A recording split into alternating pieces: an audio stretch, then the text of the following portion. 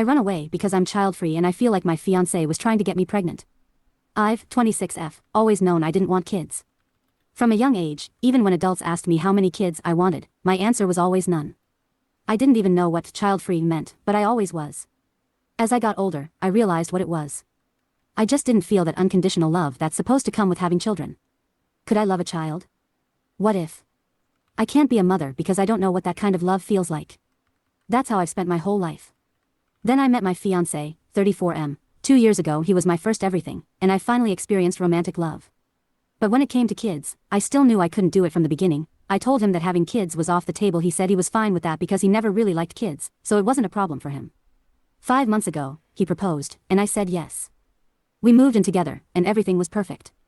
We were planning our wedding slowly, no rush. That was until his sister had a baby 2 months ago. My fiancé instantly fell in love with his nephew and was there every step of the way. He bathed him, changed him, napped with him. It seemed normal, I guess, so I didn't mind. 3 weeks ago, we went to his sister's house for lunch. My fiancé was mowing her lawn when she asked me to watch the baby for a couple of minutes. I tried to refuse, but she looked so down that I agreed. I thought she would just put him in his stroller or something, but she plopped him into my arms and went upstairs. I panicked. I had never held such a small baby before, and I was terrified I might drop him. 5 minutes in, he started crying. At first, it was fine, but then he started screaming at the top of his lungs. How can such a tiny baby be so loud? I was almost in tears myself. I stood up as gently as I could and went outside where my fiancé was. I yelled at him to come grab the baby from me. He came over, took a picture of me holding the baby, and instead of taking him from me, he started giving me tips on how to calm him down. He pushed the baby closer to my chest and said, "He really suits you." I was on the verge of a panic attack, my hands trembling. I was even more scared to drop him. I yelled, "If you don't grab him, I'm putting him on the floor." He got angry, called me a bitch, and grabbed the baby. I couldn't handle it anymore, so I took an Uber home. He came home around midnight, showered, and went to sleep on the couch. The next morning, he was already gone when I woke up, and he didn't come home until 3 a.m. I told him we needed to talk, but he just said, "Tomorrow," and went back to the couch.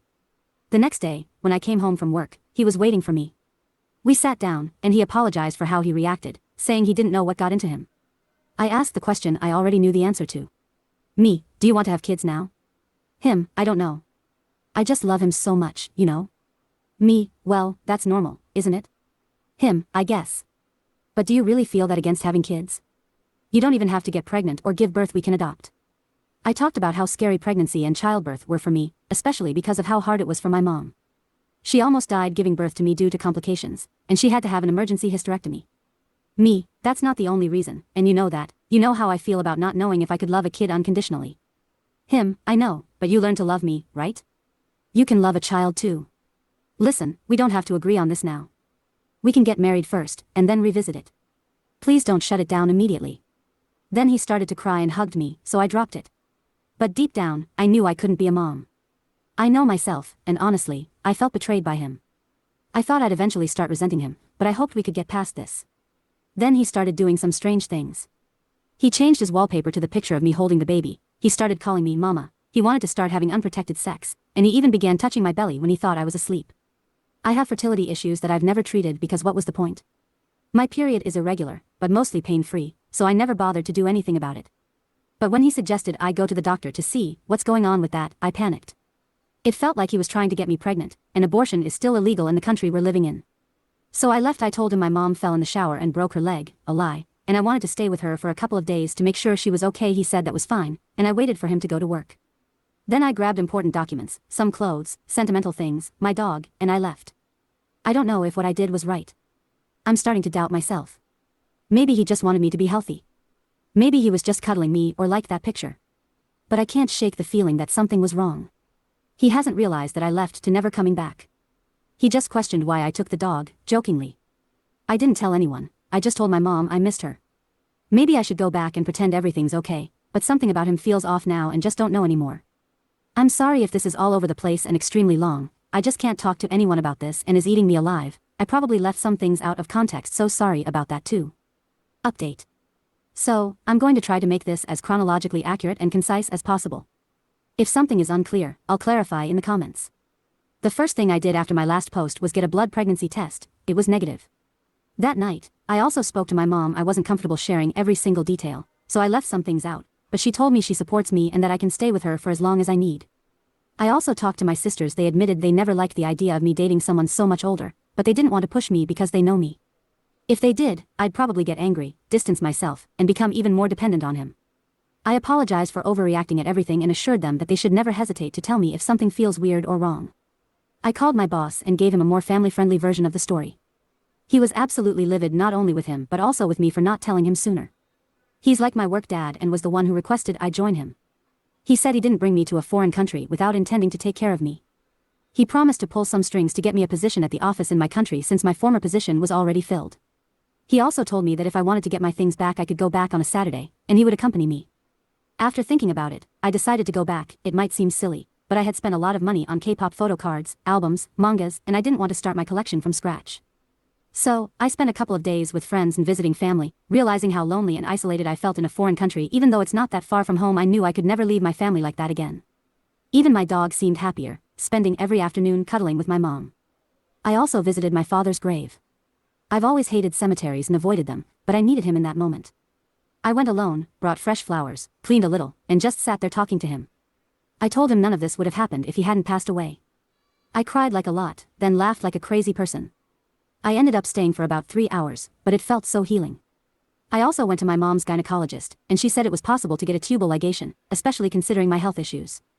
She warned me it could take about 6 months, but I was okay with the wait, so we started the process. I felt so free after that appointment and just so much happier being home. I didn't even think about my ex until he messaged me asking about my mom. I told him she was doing better and that I'd be back on Saturday. I decided to talk to him face to face, since I was already going back to collect my things. On Friday afternoon, my sister lent me her car, and I drove back. It's almost a 12-hour drive, but with breaks, it took about 14 hours. I went straight to my boss's house, and when I arrived around 9 a.m., he asked me to have breakfast with him and his family. Afterward, he and his son came with me to my ex's house to help pack up my things. I even get some of my favorite plants. They made fun of my taste in music, and we finished in about an hour and a half. Afterward, I went to my ex's sister's house. I needed to know if the whole baby incident had been a setup. I knew she didn't work on Saturdays, so I went to her house. Luckily, she was home and invited me in. We sat in awkward silence for a moment until I asked her. Me, did your brother ask you to make me hold the baby? Her, what? No, why? What even happened that day? When I went downstairs, you weren't there, and he said you got sick and had to leave. Me, what did he tell you exactly? Her, he said you had a panic attack because of fertility issues, and holding the baby was triggering.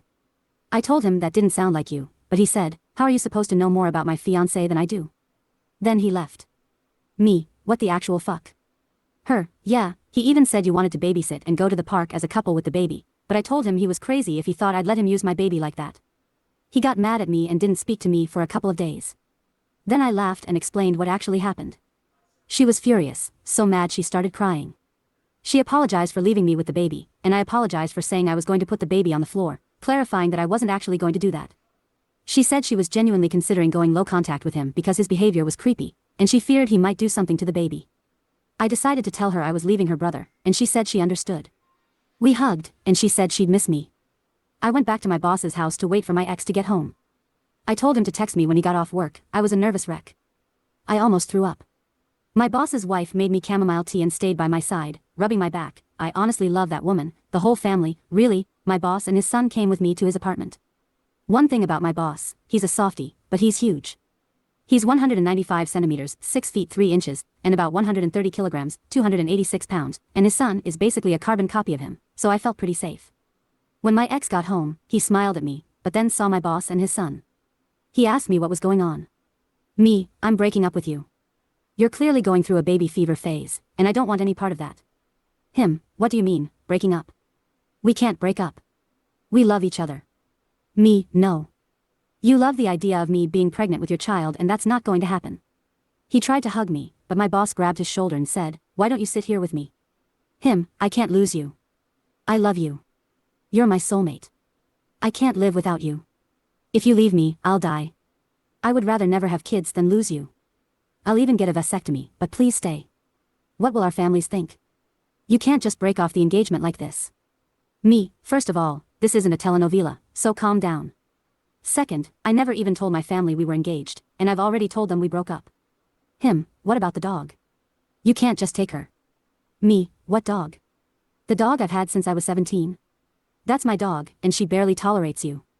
Trust me, she's much happier with my mom. He started sobbing and tried to speak, but I couldn't understand him. My boss's son couldn't chose a worse moment to laugh and asked, "You really didn't tell your family?" Me, I just never found the right moment, you know? My ex calmed down a little and said he'd never let me go. He still loved me, blah, blah, blah. I felt a little threatened when he said something like, "I'll find you and make you fall in love with me again." I told him, good luck with that, but seriously, we're not in a telenovela. Enough with the drama. I gave him the ring back, and he threw it at me, though it didn't hit me. I said, "I hope you find someone who wants kids, but I also hope you get psychological help," and we left. I spent the night at my boss's house, and the next morning, I went back home. I spent the rest of Sunday sleeping because I had a bit of a fever. That's me, the girl who gets emotional fevers. I helped my mom with her business today, and my therapy session is on the 13th. Due to how things went in the office, I'll start again in March. They kind of fired me, to rehired me.